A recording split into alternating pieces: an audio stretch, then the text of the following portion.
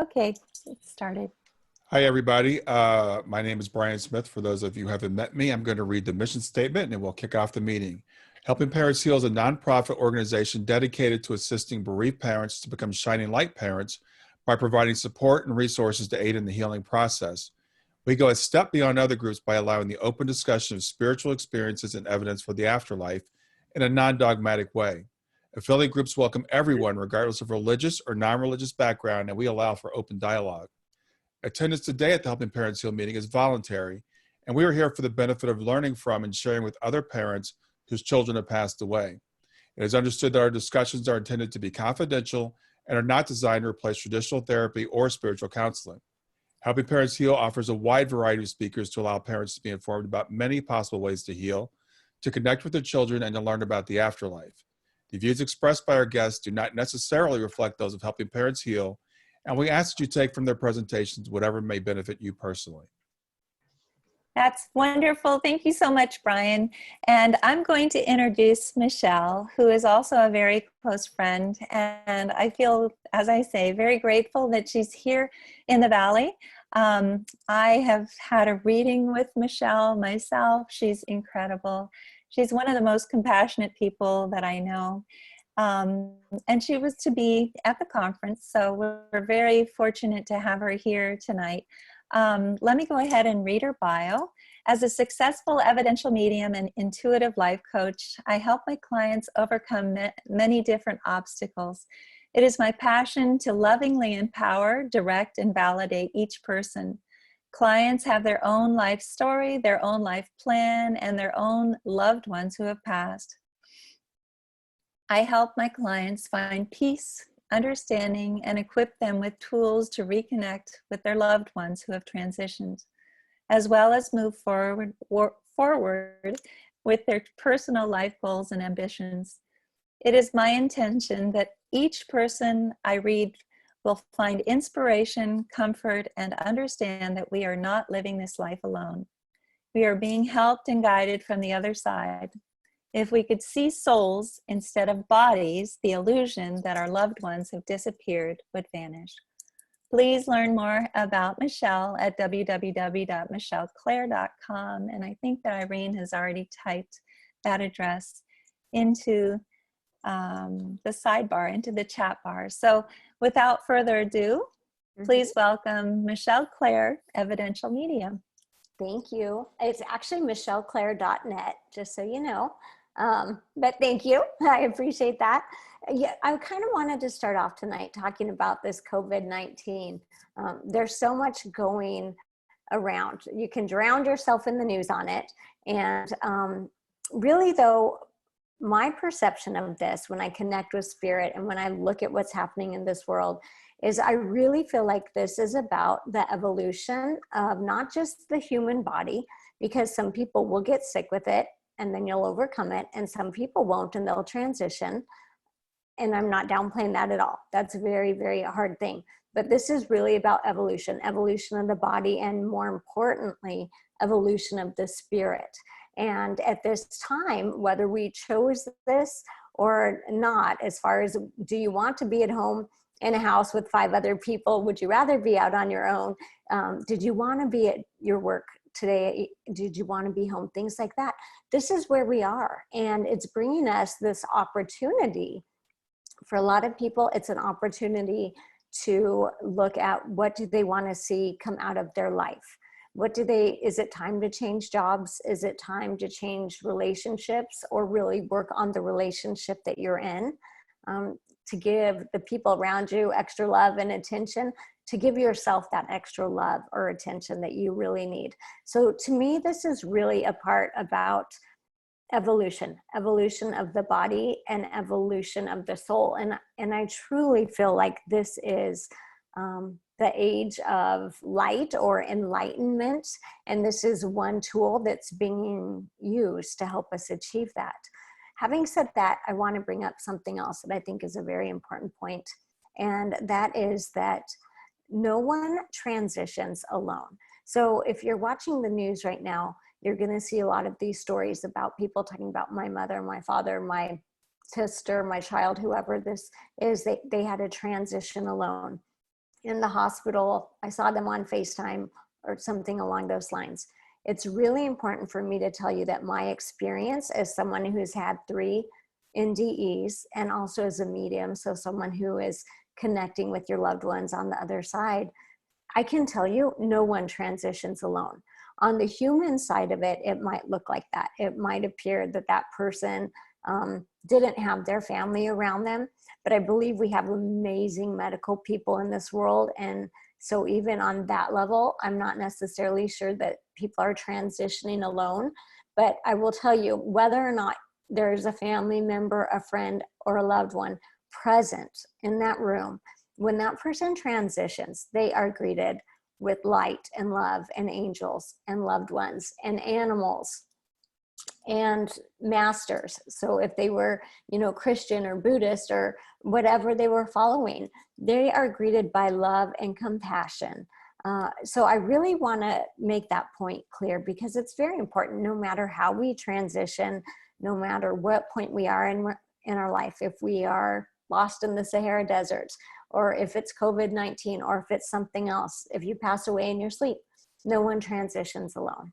So I really wanted to bring that up. We can talk about that in the question section after this, but right now I'm going to get started talking about my 3 near-death experiences.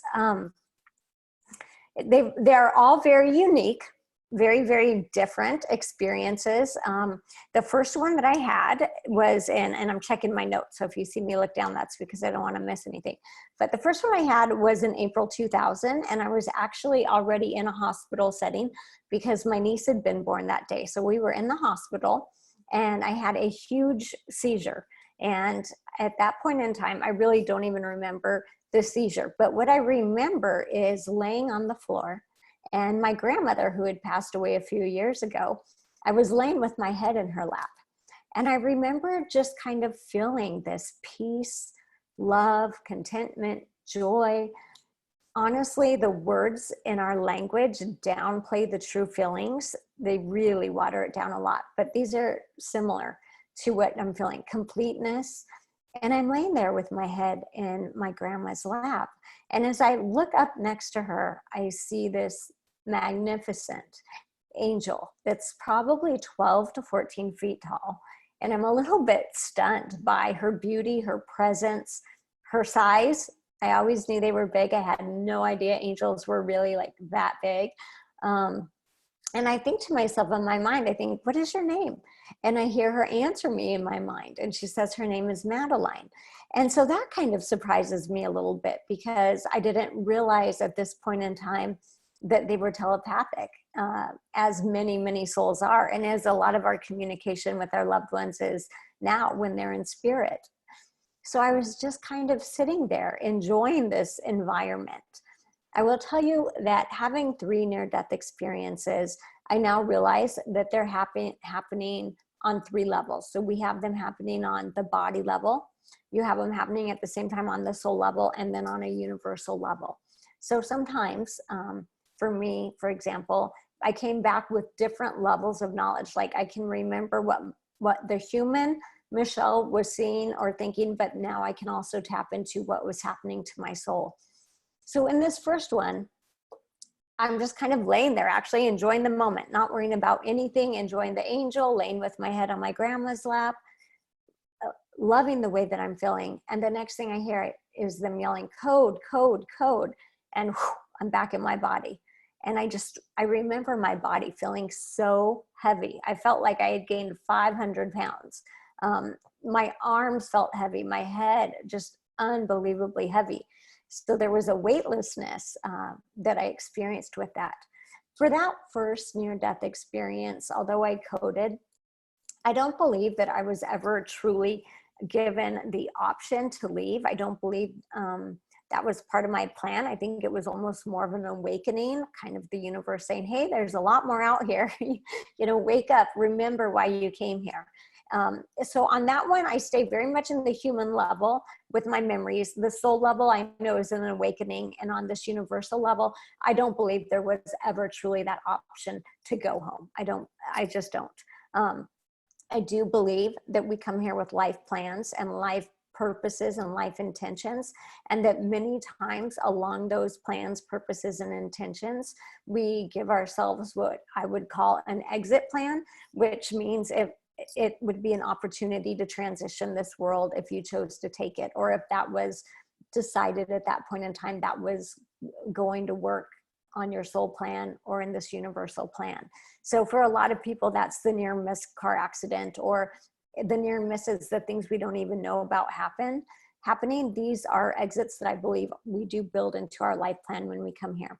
So I come back from this first near-death experience, and I can literally tell you, I grew up feeling very loved, but never in my life had I experienced that level of love and completeness. And it really is just this awakening inside my soul and inside my mind, and bringing back to me the reality of, I had heard about angels, we'd talked about them. Yeah, I prayed to them, I believed they existed, but now I went from that area of faith, like I have faith that there are angels, to holy cow, I know there are angels, and they are more magnificent, more powerful, and bigger than you could ever imagine. So I really have this shift in my consciousness. And that was what happened in April 2000. So then I made it about 6 years before I decided I guess I needed another near-death experience. And this one happens in May 2006. So my son Josh was born April 1st, 2006. And after having him, I had many, many complications. So about 4 of the 6 weeks after I had him, I was still in the hospital. I'd be in the hospital for 5 days on IV antibiotics, having infections, fevers. They'd send me home for 2 days. I'd be back in the hospital. So it was this ongoing process for the 6 weeks following him. The doctor said, we need to do a DNC. It's a 45-minute procedure. And then, that should take care of your problem. So I said, okay, because honestly, I was physically and emotionally exhausted. And he said he could fix this. And I was ready for this to be fixed. But I have to tell you, the night before, I really felt like it wasn't what I was supposed to do, but I went ahead with it.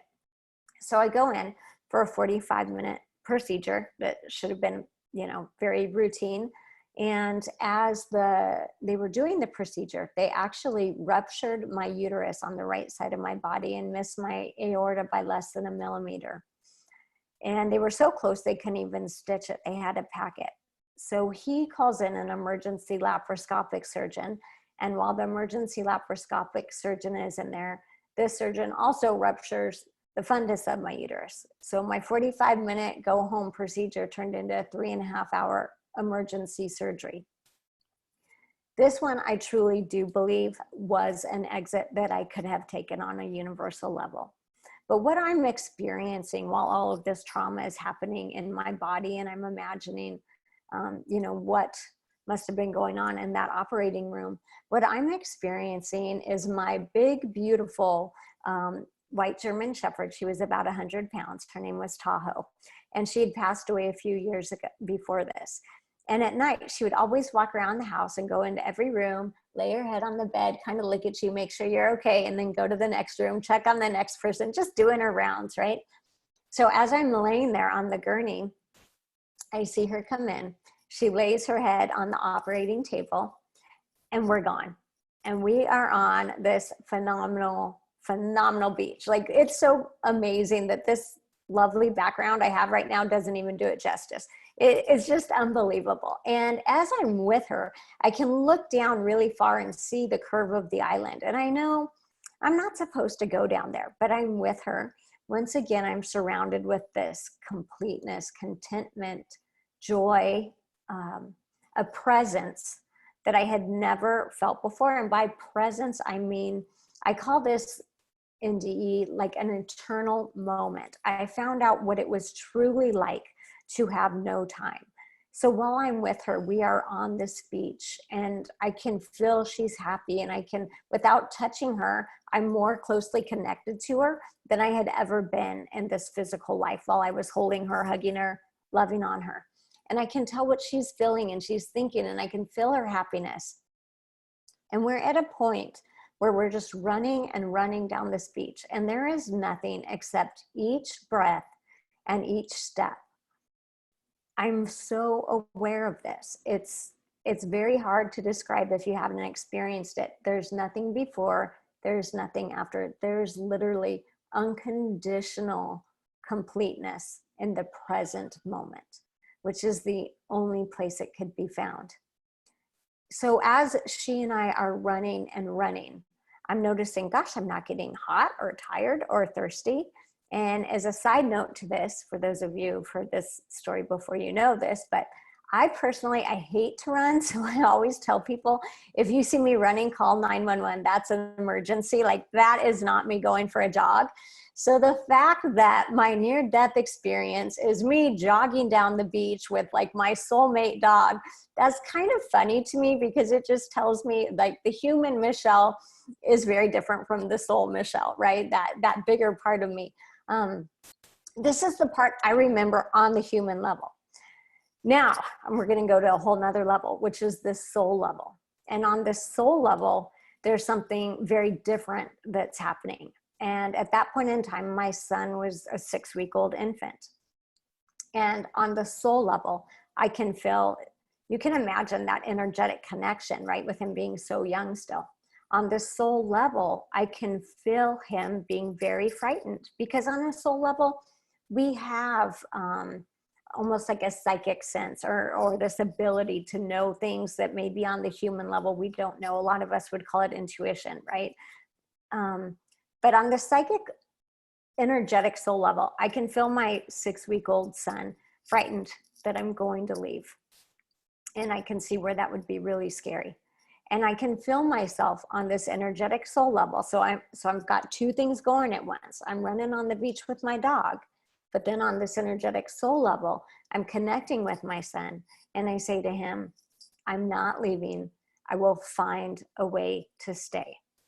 And here's the important part for you, because if I can do this, you can do this. And this talks about the power of your soul and the spark of the divine that we all carry. And in that moment, I'm able to usher in the miraculous, usher in the Christ light, which is different than Jesus Christ. The Christ light is more of a healing, energetic light. So think of it more of an energy than a person. And I'm able to actually pull in the miraculous and save my life at that point in time. The only reason I believe that was allowed to happen was because when you go to this higher universal level, there was a plan that it was okay with, that it worked out. Because I do feel like there is an ultimate voice over whether you get to stay or go. And at that point in time, things worked out that I could stay. So I come back to Earth once again, very heavy body. It took quite a few months of recovery. The doctor literally said to me, he said, there was someone watching over you in the ER, in the surgery that day, because that should have never happened. You're so lucky to be here. He wasn't telling me anything I didn't know, but I had never met a doctor at that point in time that was willing to bring in the miraculous, as if he almost saying that he'd witnessed it himself, that what happened should never have happened. And it was a miracle that I was still here. I was very well aware of that. So that's my second NDE. That's the one where I really realized, holy cow, this is happening on multiple levels. I've got this physical memory, and I want to say a physical memory, but maybe a body memory, a memory that's attached to this Michelle. Then I have my soul level of what I'm remembering and of that energetic connection with my son. And then I'm also aware of, I would say, a higher universal connection. So then for people who like numbers, this one happened November 1st, 2011. The next one is 11/1/11. And I have 3 children. On this day, I have really high ceilings, 14-foot ceilings in my kitchen, and about 12 feet up, I have candles where we put the batteries in, and every night they would automatically turn on and glow, and once a month I'd change the batteries. It was something I had never thought of being an issue. I'd done it many times. My oldest was at school, and my younger 2 were home with me at that time. They were 5 and 8. And I said, just as soon as I put this candle back up there, we're going to go leave and get your sister. And while I was up there, I do remember feeling the ladder start to shift and thinking, oh, this isn't good. I'm going to fall. But then in my mind, not even in my mind, what happens next is all of a sudden I'm standing by this window in my kitchen with 3 people that I didn't know, but I felt like I knew them. They felt like very close family. Like I knew they knew my life story. I almost like a parental connection, like they knew everything about me, and they were so loving and kind. And we were standing there and I could see my body getting ready to fall. And once again, I'm in this complete, joyful, content, timeless place. And they said to me, what do you want to do? Do you want to stay or would you like to go? And it was really interesting because I remember thinking to myself, well, my body's probably going to hit the ground in less than a second, but I truly feel like I have forever to make this decision. There was no rush. There was no rush at all. And then I saw my 5-year-old son and my 8-year-old daughter, and they were watching. I could see my daughter, she wasn't watching. My son was literally watching me fall. And I don't think most parents can see their children in those situations and choose to leave. So I chose to stay. That's the part that the human part of me remembers. What I truly believe is happening on a soul level at that point in time is they were saying to me, okay, yes, you can stay, but if you stay, it's time to really wake up. It's time to go back and to tell people about this connection and to dispel this illusion that we live in of, oh my gosh, this person is dead. Maybe I'll see them someday if I live a good enough life. That death isn't real. I believe there was so much happening on that soul level, probably many, many things that I don't even remember, but I believe I agreed. Okay, I get it. I'll wake up this time. I will come back as a medium. So basically, then I end up hitting the countertop. I survived that fall by 1/2 inch because I missed my brainstem by 1/2 inch. I lost my taste, my smell, part of my hearing, part of my eyesight, my equilibrium, and broke my arm, which was the really easy part to get over. Many complications from that. So my daughter, Sophie, was the one, she was 8 at the time, and she had called 911 to get me help. And my son, Josh, was 5, and he had tried, but he was very traumatized in the moment, we believed. So he probably accidentally dialed like 991, or we didn't really, well, honestly, we didn't have time to focus on it. There was too much going on with me just trying to recover. So in January, a couple months later, after I got home and started looking more normal and everybody kind of decided things were going to be fine, my son Josh, who was 5 and in kindergarten, started getting really, really depressed. And he would tell my mom, my mother-in-law, anyone who would listen, he would say, I didn't need to be there when my mom fell off of the ladder. I didn't do anything to help her. And we would say, he would even say my call didn't go through. And we would say, but Josh, you opened the door for the policemen, you let them in. And we would really try to build him up. And there was nothing we could say that would console him or fulfill him in the way that he needed it. So the end of January, my grandfather, who passed away when I was 12, came through to me. And as a medium, most people do, actually no one manifests to me except for this grandfather has done this one time. And I was in my kitchen and my kids were at school and he manifested. And I was very surprised because I had not seen that before. And I literally said to him, I said, it's been so long since I've seen you. And he said to me, I knew it would seem that way to you. And so this is the first time after this traumatic brain injury where I'm starting to get this glimpse of, holy cow, this is a big deal. Like there's a lot more going on than I'm aware of. And I've really come back much more connected. And there's also that part of me that's like, no one will ever believe this. They're going to say Michelle hit her head a lot harder and has more damage than was ever diagnosed. So I'm like struggling with both of these things, right? As my grandfather stands in front of me a few months after my head injury, he's talking to me about my accident. He's talking to me about my kids. This is my grandfather who transitioned when I was 12 years old. this is really important because I read for people all the time that say, I just wish my mom had known my child, or something along these lines, right? They know your kids, they know your loved ones, and they're every bit as connected to them, if not more than you are. So he was talking to me about my son, Josh, and he said to me, he's really good with electronics. And I was like, yeah, and my grandpa would have loved an iPad. It just didn't exist in his day, but he would have been all in on that. So, I was kind of thinking about that.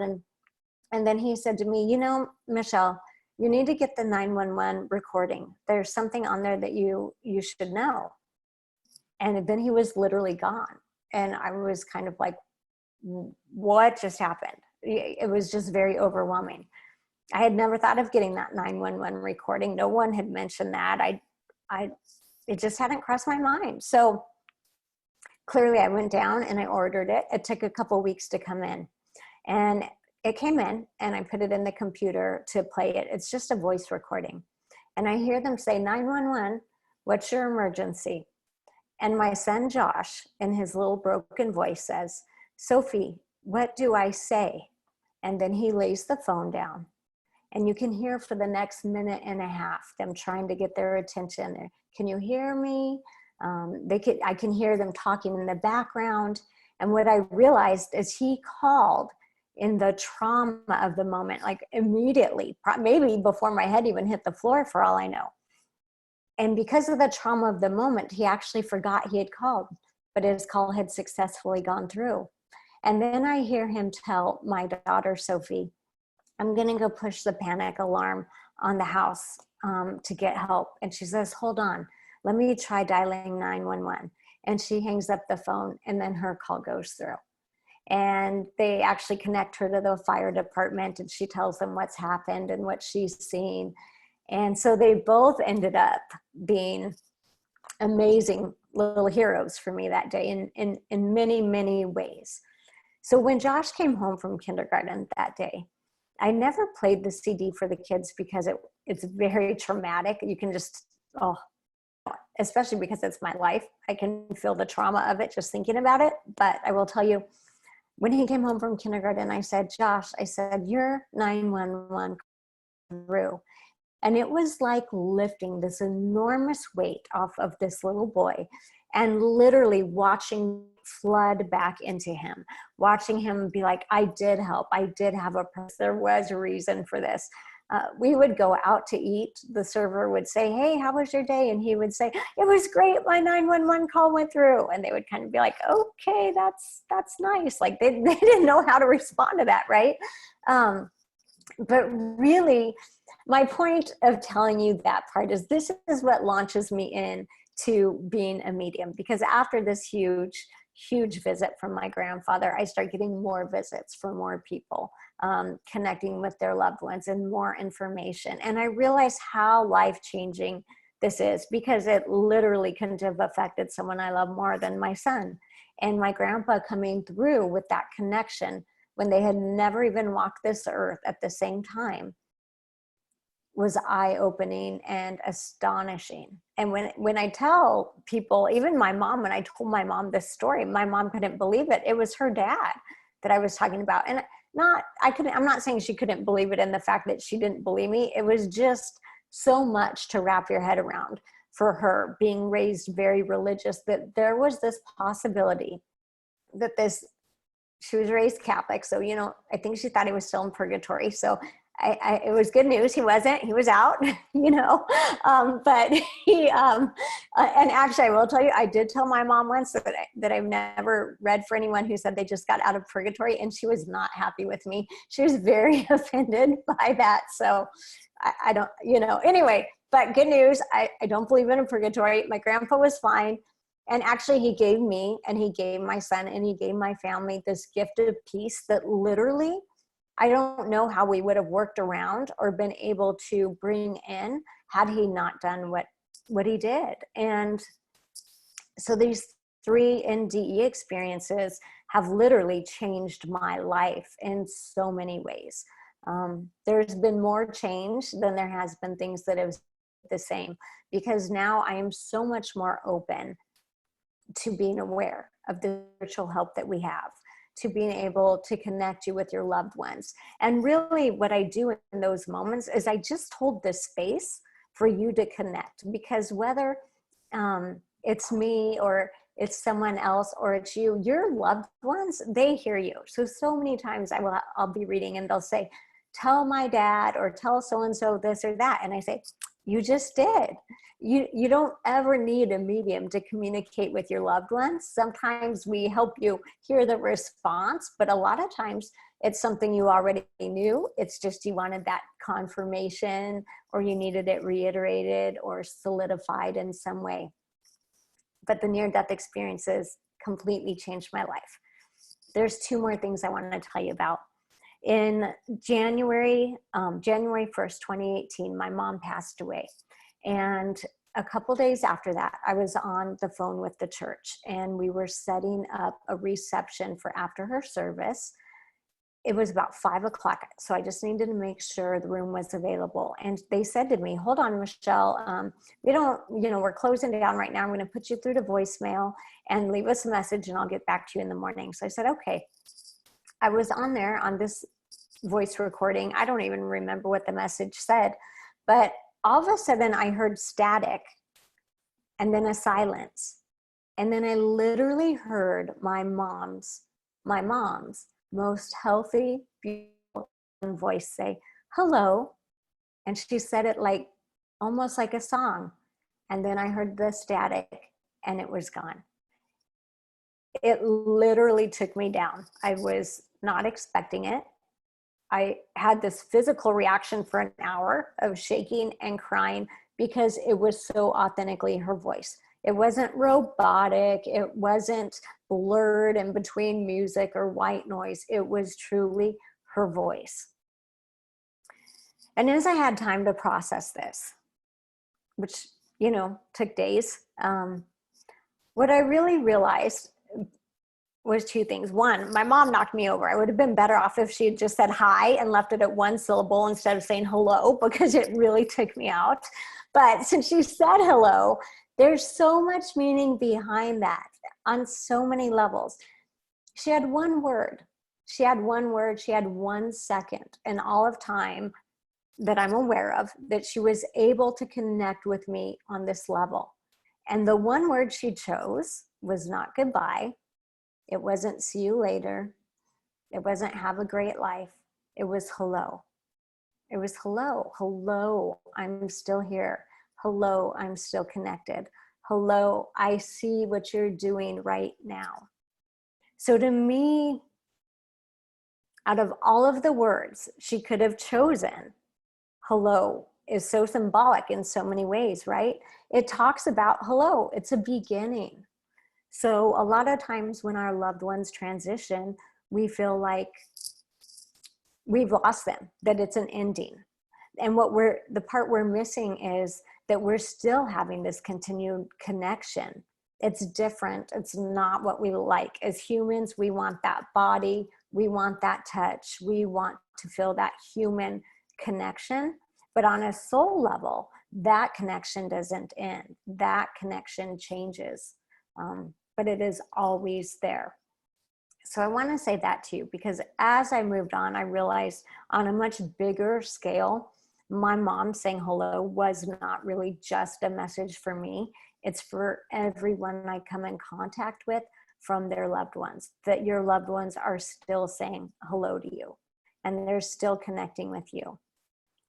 Having said that, I've got one more thing I want to share with you. And that was that in March of 2019, I had a second beautiful white shepherd that we had to put to sleep, and her name was Maya.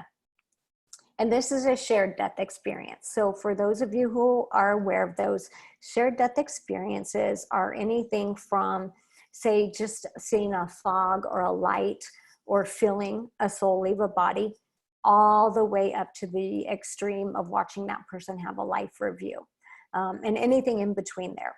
So we actually had the vet come to our house, which I had never done before, to put her to sleep at the house. And there was nothing about me wanting or trying to be a medium. I was literally laying on the floor in my pajamas, hugging her, sobbing, being very human, I did not feel connected to spirit at all. I was not happy that this is where we were. I knew how much I was going to miss her.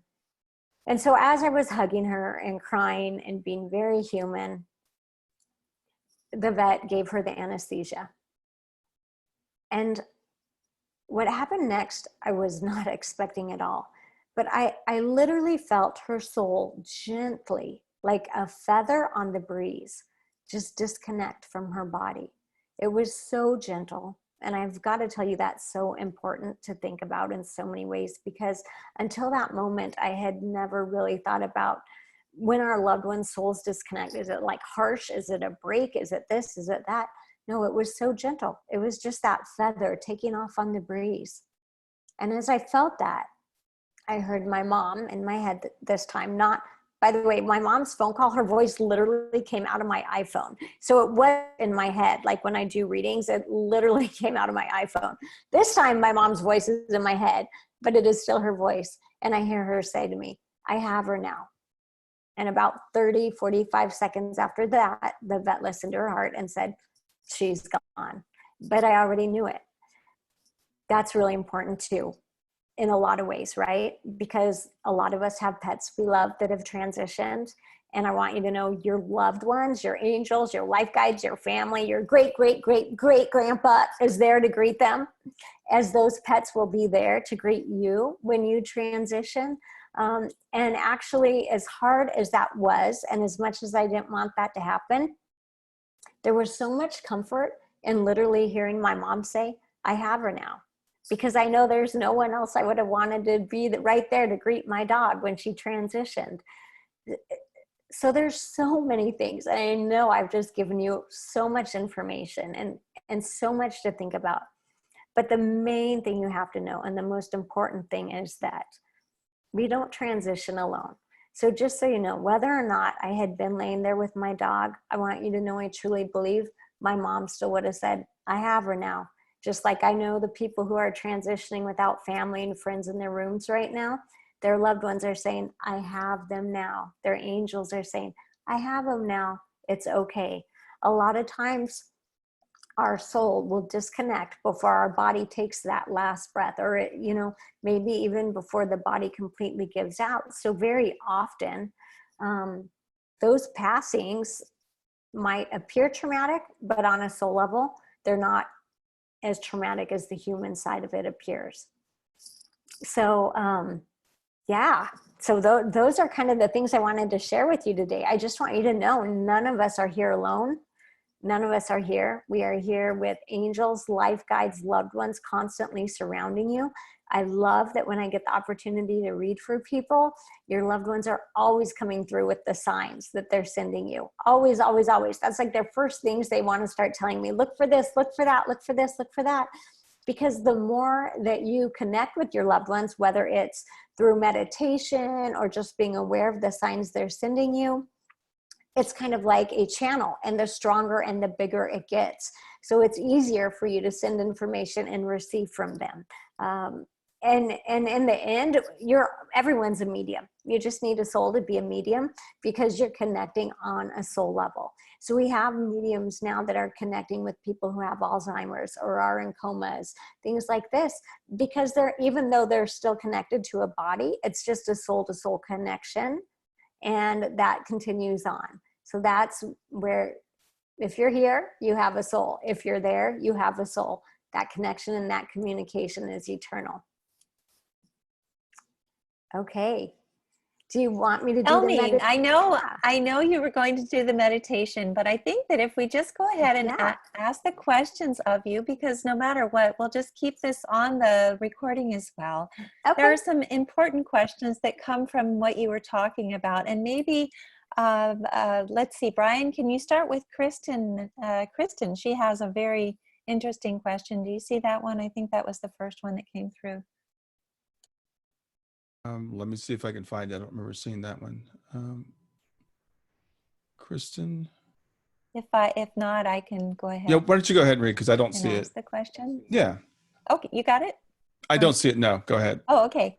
So she was asking while you were talking, and I think that this is something that a lot of people might be concerned about, because when you're talking about your soul plan and different exit points, I think people wonder about their own kids. And so what she's saying is, my son died in a sudden accident. Are there ever just true accidents, or is it always part of the soul plan to leave? Okay. Okay, that's a very complicated question in a way, because I do believe we have free will here, right? And so having said that, I don't believe that everything is etched in stone. I believe on a soul level, when this plan was made out, for lack of a better word, he knew there was a possibility of an exit there, but there were other things that would go into that. Not every soul needs to be here the same amount of time. Some souls literally, are just need to touch this earth and this life through the womb and don't come further than that. So some of it also depends on that soul, on their evolution process, on what they wanted to learn. But I would say on a soul level, I do believe there's an awareness of a possible exit. The other things that go into play on that are going to come in on a universal level and a little bit more depth. All right, Great. thanks. Yeah, Brian, if you could take over. Yeah, sure. We have a question from Anna. She wants to know if people, when they're transitioning, if they see people that are still here. So as we're transitioning, do we still see people here? Yes, it's very, very common for them to talk about. I know you were holding my hand. I heard you say this. I heard this. I know you had someone playing the harp in my room. So yes, it's very much almost like you being able to see completely around, above, below. You can see where you're headed, and you can see where you're coming from. I will tell you, not all souls choose that. And that's because for some souls, it would be really hard to, and it's more like a pull to stay if they see their family and they see their friends. So it's easier for them to shift their focus to the light and moving on that tunnel. So with that, there's going to be a lot of flexibility and what's comfortable for that soul, because at the end of the day, on a universal level, it is about love and comfort and compassion. So for some souls that are okay seeing their family around them and then still moving on, then that's very acceptable. For other souls, they kind of need to shift course. Great answer. This is a question that's very common. I get this a lot. So Dixie asks, do all souls get a chance to come back, or do some of them stay because it's just their time to go? She says, it's just so hard to think that my son was ready to leave. Right. No, I don't believe all souls get that opportunity. I don't.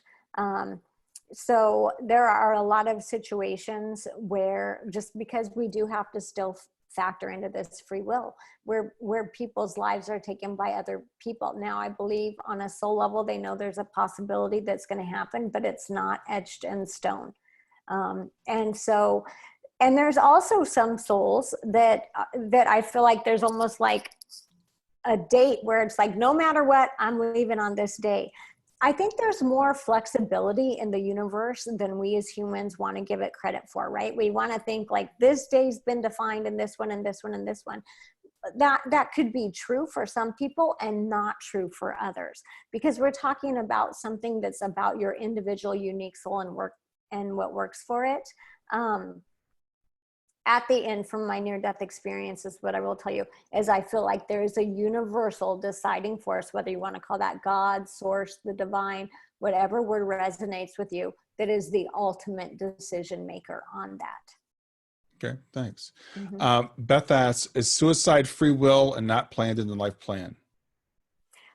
So I would say it's both, actually. I would say that, going into this life plan, that there's an opportunity this could happen. So I'm sure you've heard from many people. I truly believe in body, mind, spirit.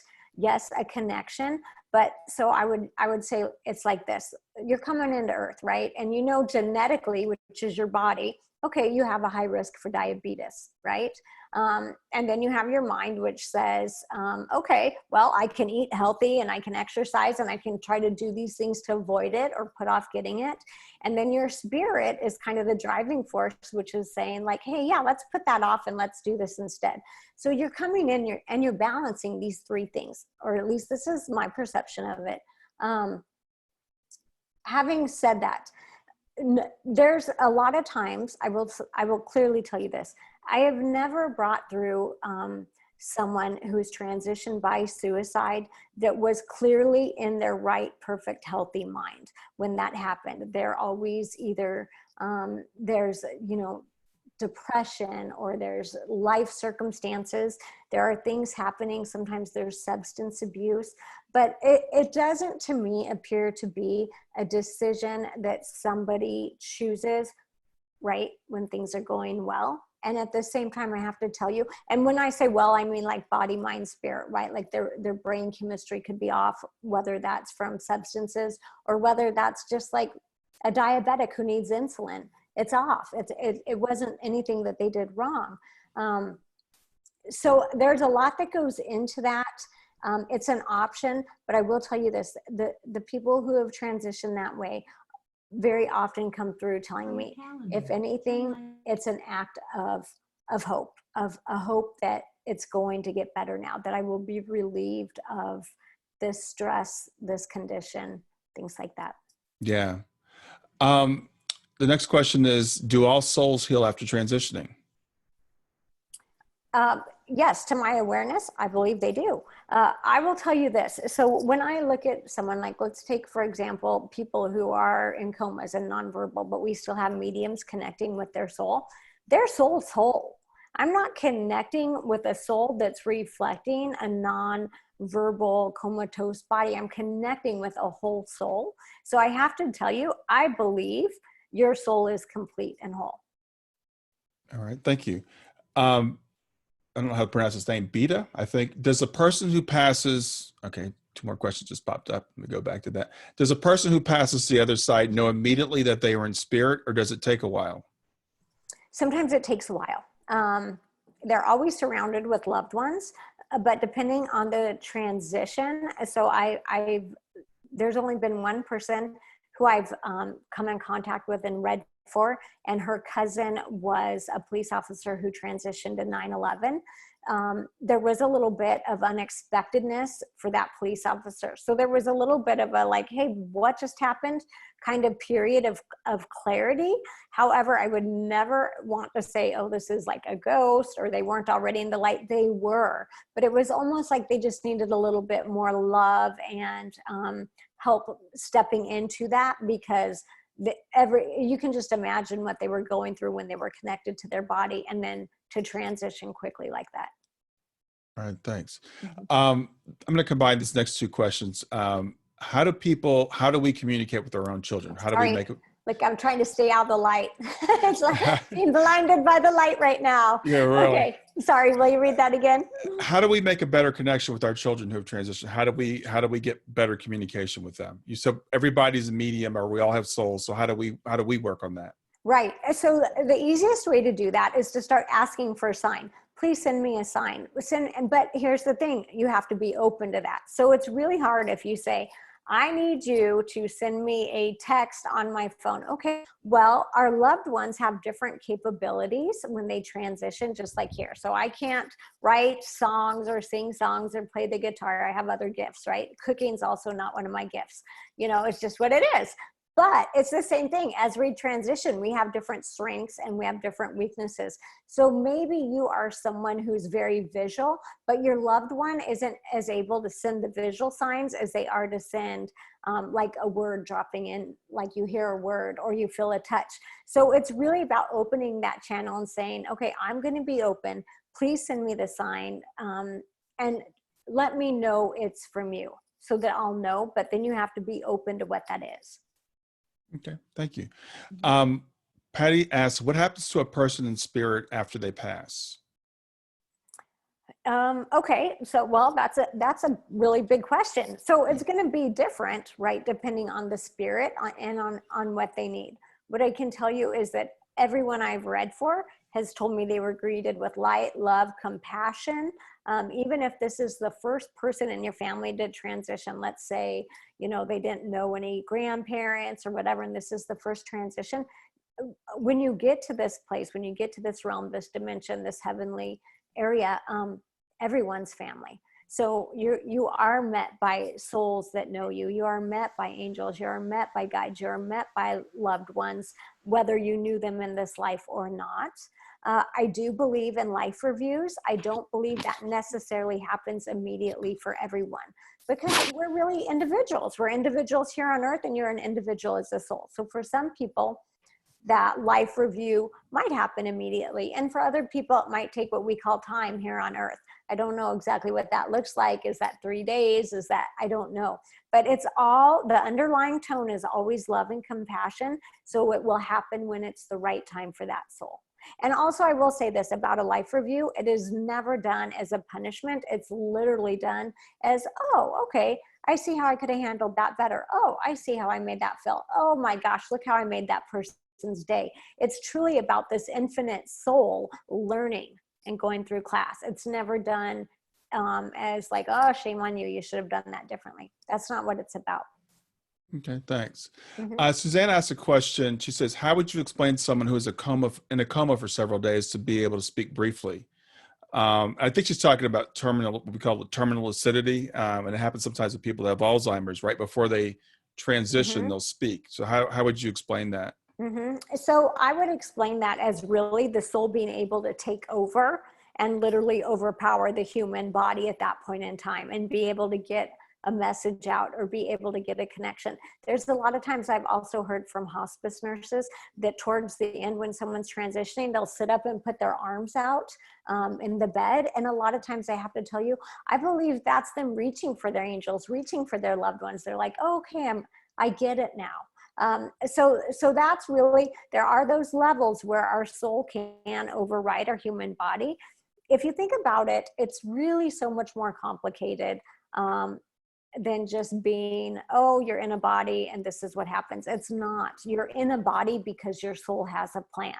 Your body is kind of the puppet in this life for your soul's plan.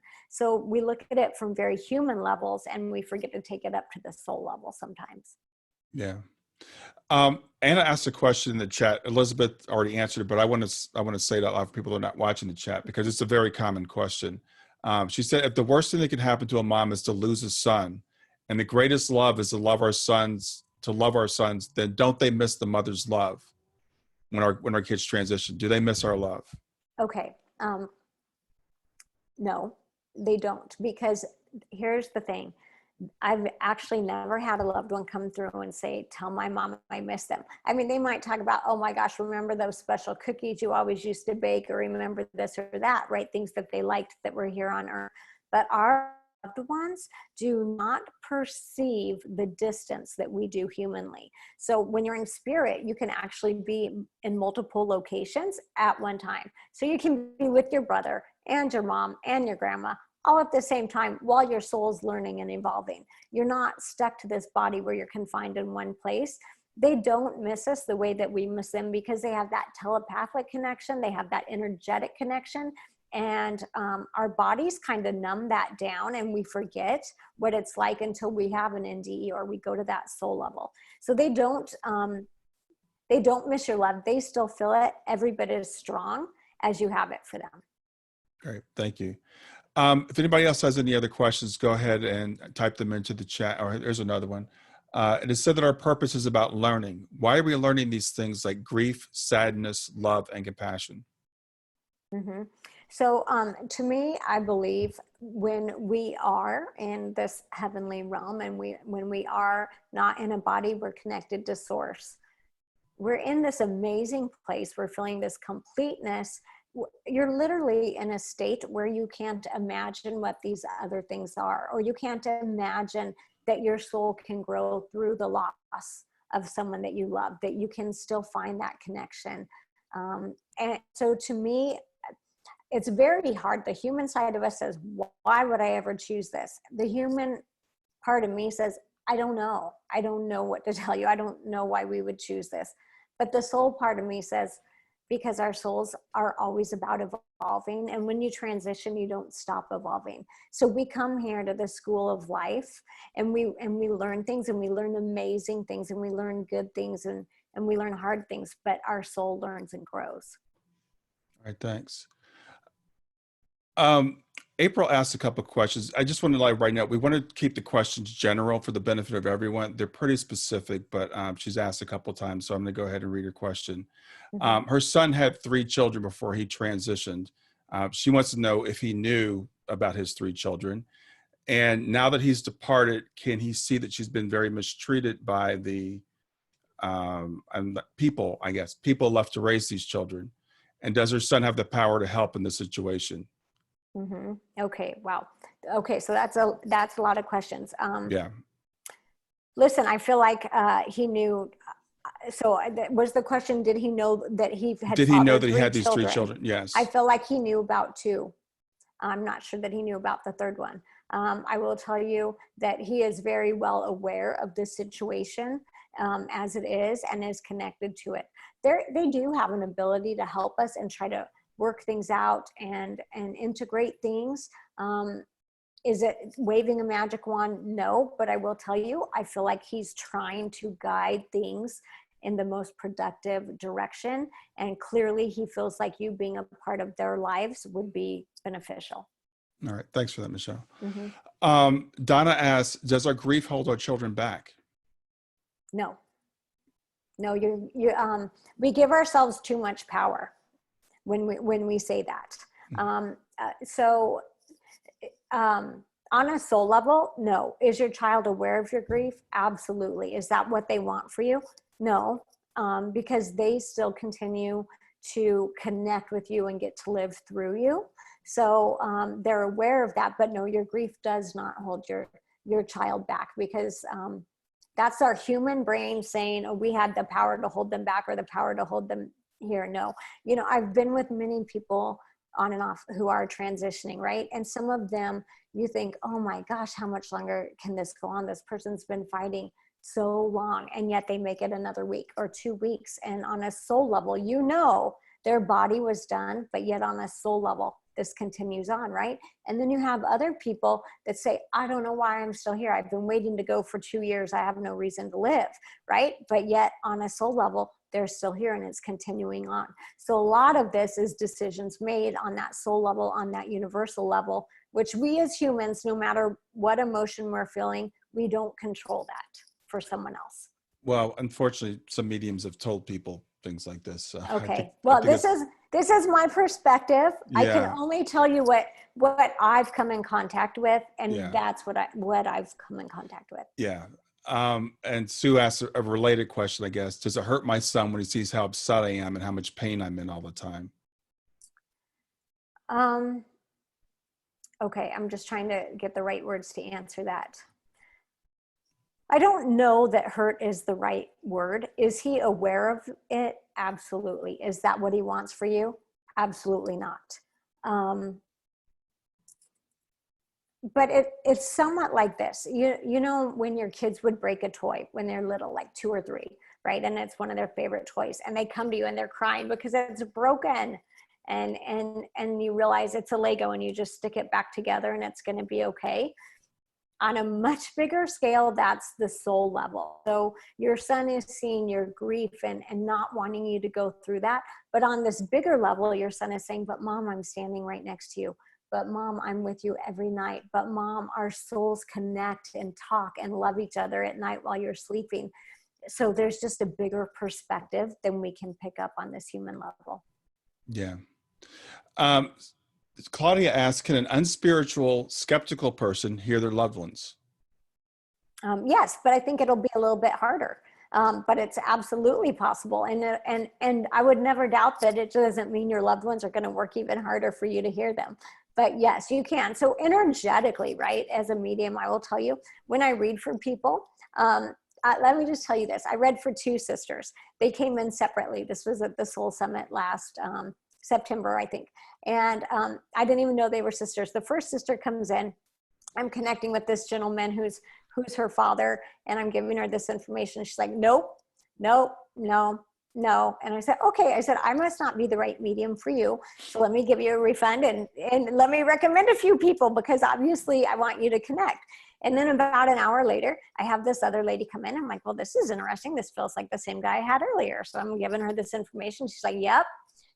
Oh yeah, that's my dad. And then at the end of the reading, she says, by the way, the lady who you read for earlier, that was my sister. And I'm thinking, what? How did that happen? Right? So energetically, when you're skeptical, when you're doubting, you are kind of putting up this shield, which makes it harder to bring in this information, not just for possibly the medium reading you, but for you, right? When you're really open and you're looking for those signs, you're going to find them, because they just flow. They just flow more naturally. Yeah. Cindy asks, I have been practicing meditation to clear my mind to communicate with my son and spirit guide, but have had no luck. How long until someone can do this?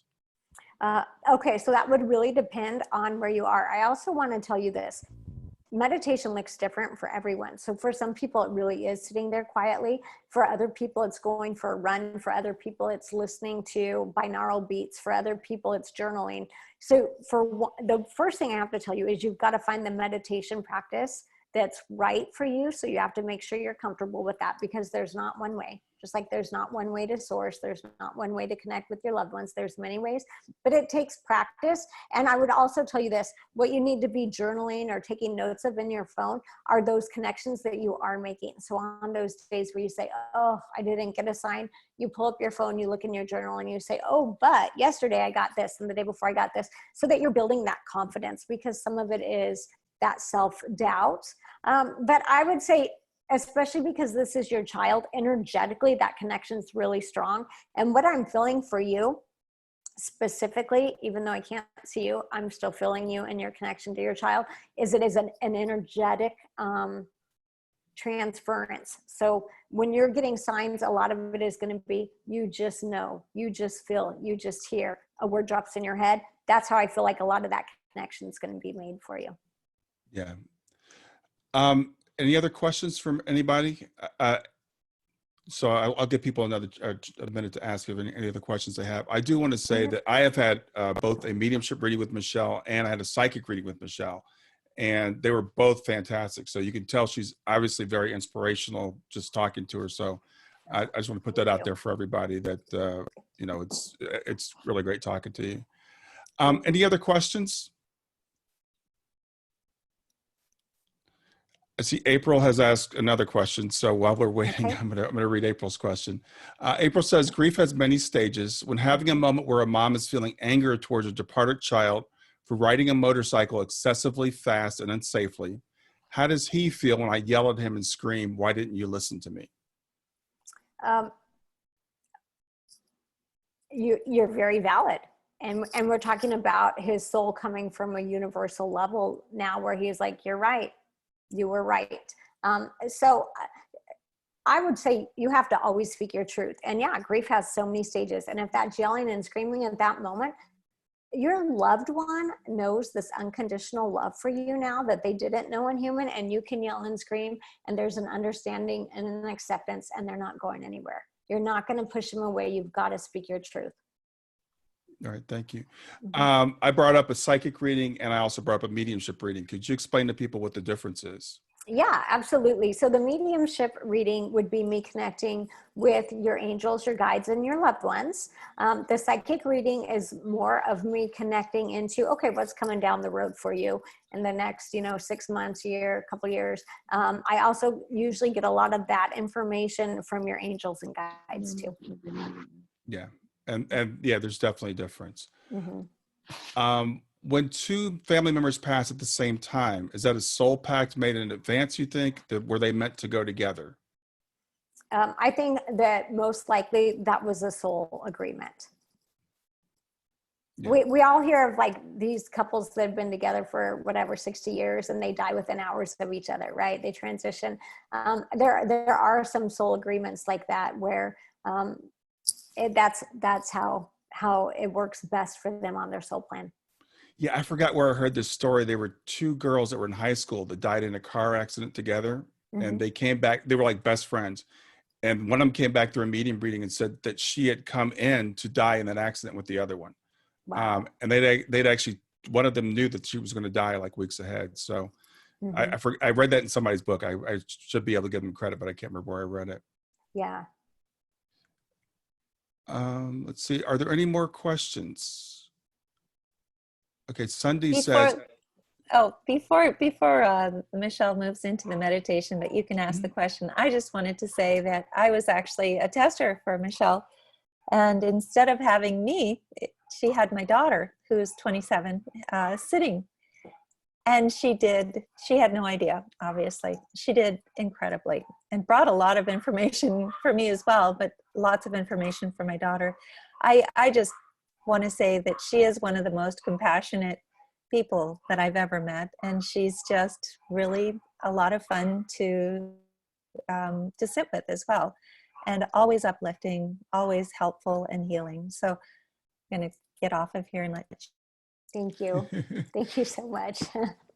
all right, we'll take a couple more questions. I don't want to keep you all night, Michelle. Okay. Sunday says, it's been 1 year now. I'm not getting the signs I did at first. Is she just busy, or am I not tuned in enough? So I'm going to tell you, I think it's a couple of things. They are busy, right? Because they continue to evolve and grow spiritually and learn things. And the other thing is, as time goes on, sometimes those signs change, right? So maybe at first you were getting a lot of butterflies and you're like, I'm never seeing butterflies anymore. That's not because they're less signs, but now you're getting numbers, or now you're getting songs. So that connection hasn't weakened. It's just that the signs might have changed. Yeah, that's a great answer. All right, we'll do 2 more questions. Okay. Let's see. Well, Anna wants to know, are you booked? So some meetings take years. So what's your availability?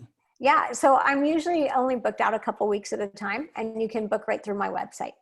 Yeah, so that's michellclare.net. We've typed it in a couple of times. It's Clare, Clare. Yes. Let's see. We're gonna ask that one. Oh, okay. I asked, if I go see something special, can our children share in that beauty? She said, I've felt that with my son. So if we do something special, can our kids share in that? Oh my goodness. Yes, absolutely. So let me just tell you, there's a common theme with our loved ones, and that is keep living. Because as you enjoy things, as you experience new things, they get to experience those things vicariously through you. That goes against a lot of our human nature, because a lot of us want to just stop and be like, oh gosh, okay, I'm done. But actually, on a soul level, I've never had anyone come through and say, okay, yeah, just stop and be done. No, if anything, they're encouraging you to keep going and experiencing and growing, because that actually helps them to continue to experience and grow. Yes, thank you. Just reading the questions as they come in. Are you still going to do the meditation? Because again, I don't want to keep you if you've got other things to do. You know what? We can do a few more minutes of questions and then do a 5-minute meditation, 10-minute meditation. Yeah. All right, cool. Linda says, my son died from an accidental overdose. Does he feel guilt over leaving this way? Does he regret his actions? So I will tell you, the first thing I really do feel is it is very much accidental. It really is an oops type situation. Yes, that was not the intention going into it. If anything, I've got to tell you, I feel him saying that he was thinking about like kind of, I don't know, going to rehab again or getting clean, lessening the amount of drugs. So this really is an oops. So yes, there is a, gosh, regret's kind of a strong word, but what I would say is I feel like he's saying, I kind of blew that plan. I wish I would have handled that differently, because he does know there were things he could have learned. But it does really have that oops feeling to it, not intentional at all. Okay, thank you. Mm-hmm. Did I get everyone's question? Vicky said I skipped her, but I think I did get it. Brooke says, is my child sad? Oh, is my child sad? Is he okay? Okay. That's 2 questions. Is my child sad? Is he okay? Well, okay. Yes, they are all okay. They are all okay. Kind of like I talked about earlier. They're transitioning with loved ones, angels, life guides. Absolutely okay. even people, a lot of us were raised, or at least let me just speak for myself here. I was raised religiously to think that if you transitioned yourself, you were going to go to this terrible place because that was you taking your own life, and that was a sin. As a medium, that's not what I have found. Just like I've never had anyone come through and be like, hey, I just got out of purgatory. Can you talk to my mom for me? That's not it. There are beautiful things in every religion. There really are. And I honor all paths to God. But I will tell you that we are met with love and compassion, no matter how we transition. And yes, you are more okay than you've ever been when you're connected to a body. And that's my experience from my 3 NDEs. Yeah. And this question kind of ties into that. Vicky said, no, this was from Brandy. Is it possible for a soul to regret leaving? It's possible. I don't necessarily know. Regret might be a little bit strong of a word, but kind of having that wisdom and saying, that was a missed opportunity. Kind of like that. Yes, it is possible. But that would be still surrounded with compassion and love. And listen, they learn compassion and love for themselves when you're in spirit, like we don't even understand as humans. As humans, we struggle with this all the time, giving ourselves compassion and love. And as a spirit, it's okay to say, oh, wow, I missed that opportunity. But I realize why, and I see where, because it's all about learning, right? It's the school of life, and I see where I could have done that differently and maybe this better, but look what I did learn and look what I did gain moving forward. Yeah. Thanks. Again, I'm going to ask people to keep the questions general, not specifically about your situations. So we're getting a lot of questions. People want you basically to give them readings, but Okay. I wanted to keep them general for everybody. Mm-hmm. Okay, so if their life was taken, do they feel that? Did they plan that? So I guess people that are died by being killed by someone else. Mm-hmm. Did they plan that? Well, I'm going to go back to the thought of we have free will. So, so does everyone else. So not necessarily was that planned. On a soul level, did they know there was a possibility that could happen? I believe so. I believe so. Soul. I believe so. On the soul level, you know, there's a possibility, but there's free will, and there are also other factors playing into that. Yeah. All right, I'm going to let you off the hook now because you've taken some tough questions. I appreciate you going through that.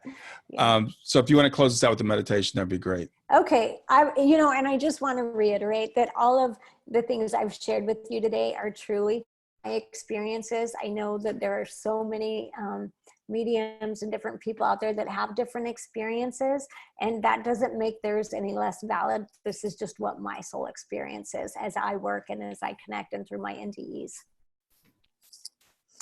Okay. So what I'm going to do, I'm going to just for a few minutes do a singing bowl. And then after that, I'm going to talk you through a guided meditation on clearing your energy. And it will not take probably more than 5 to 7 minutes. Okay, ready? So hopefully everyone's okay with this tone.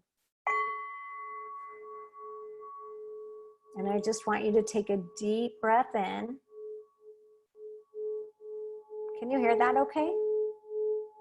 Yes, we hear it. Okay. Take a deep breath in and slowly exhale.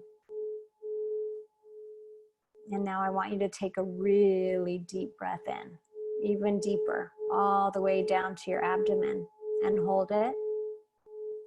And slowly exhale. And feel the tension leaving your body.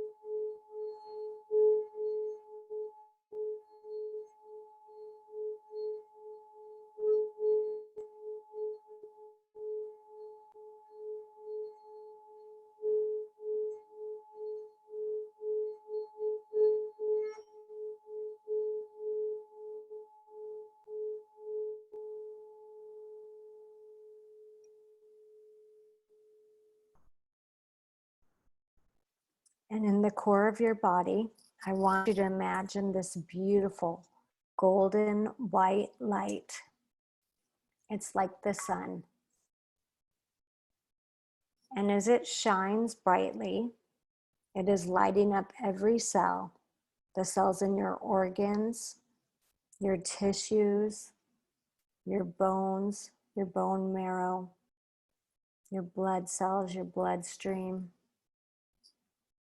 And as you see it lighting up your abdomen, I want you to see it moving down through your hips, through your thighs,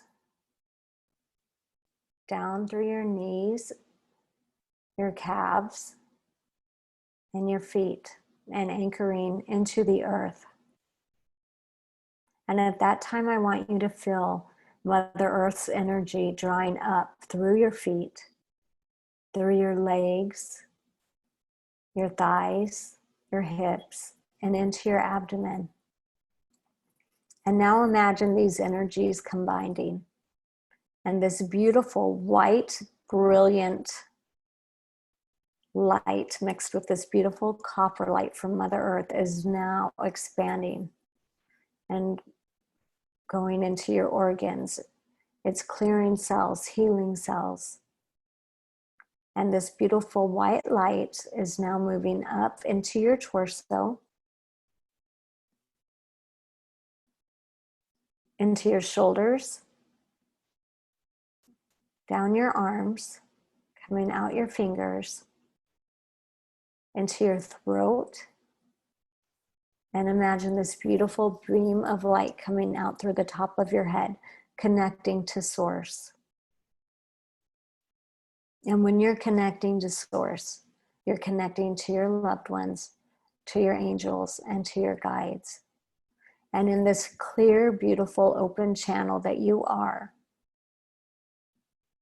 you can feel their love and compassion and joy for you. You can feel their appreciation for who you are and the life path that you're on right now. I'm sending a lot of healing energy to everyone's heart chakra right now. So in your heart area, please feel free to put both of your hands on your heart.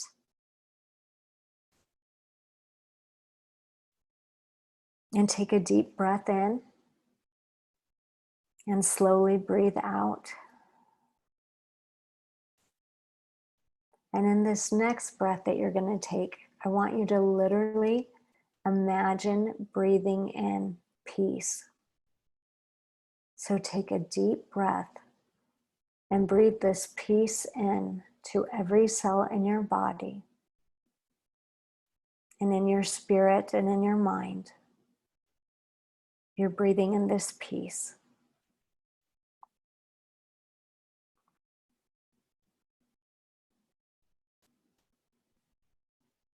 I want you to take just a moment to notice how you're feeling in this space, because this is your space that you're holding. This is energetically you.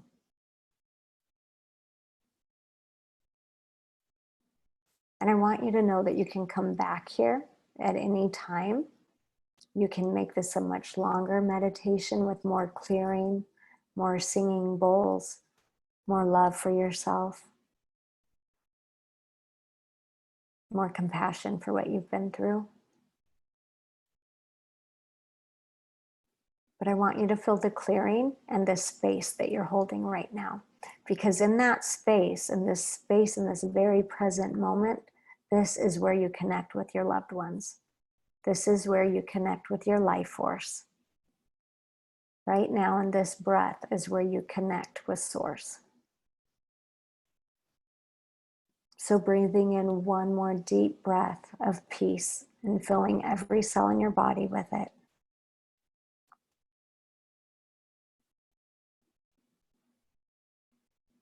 And then just take a moment to kind of come back to yourself and your surroundings. And I would just like to tell you what a true honor and pleasure it has been to spend this time with you today. and that I am sending you all love and light and healing. So thank you so much for having me. Thank you, Michelle. That was awesome. Thank you. I don't know if you can see the chat, but there's all kinds of thank yous and blessings and stuff from everybody here. Thank you so much. I really appreciate spending time with you. Thank you so much.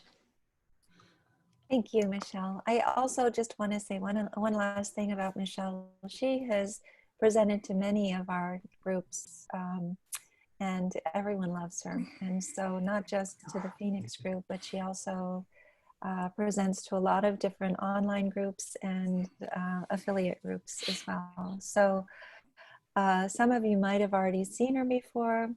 I feel very grateful that you came and talked to all of us this evening. And I know that this meditation for me was wonderful. I hope that it was for everyone else as well. And maybe, Brian, what we can do is just to unmute everyone and have everyone thank her. Yeah. Thank you. Together. Thank you very much. Thank you. you. Michelle. Thank you. Oh, thank you. Beautiful light. Thank you. Thank you, Michelle. Thank you, Michelle. Thank you. Oh gosh. God bless you. Thank you. Thank you. Thank you. Thank you. You're gonna make me cry. Thanks, Michelle. It's good seeing you Thank again. you so much. Good to see you guys. Thank you so much. Thank you. Thank you. Love you. Bye. Thank you. Blessings to you. Thank you.